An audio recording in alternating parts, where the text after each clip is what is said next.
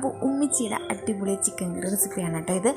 അപ്പോൾ ആദ്യം നമുക്ക് ചിക്കൻ ആദ്യം നമ്മളിത് വറുത്തെടുക്കും. മുളക് പൊടിയും മഞ്ഞപ്പൊടിയും ഉപ്പും കൂടെ ചേർത്തിട്ട് ജസ്റ്റ് എണ്ണയിലിട്ടും ജസ്റ്റ് ഒന്ന് ഫ്രൈ ചെയ്തെടുക്കും കേട്ടോ.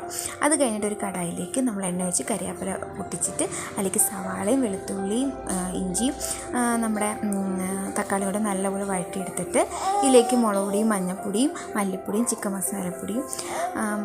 മസാലപ്പൊടിയും കൂടെ ചേർത്ത് നല്ലപോലെ ഒന്ന് വഴറ്റിയെടുക്കും കേട്ടോ. ഇനി ഇതിലേക്ക് നമ്മൾ ജസ്റ്റ് ഒന്ന് വലിയ ഫ്രൈ ഒന്നുമല്ല, ചെറുതായിട്ടൊന്ന് ഫ്രൈ ചെയ്തെടുത്ത് ഉടഞ്ഞു പോകത്തില്ല, എല്ലാം കൂടി മിക്സ് ആകത്തില്ല.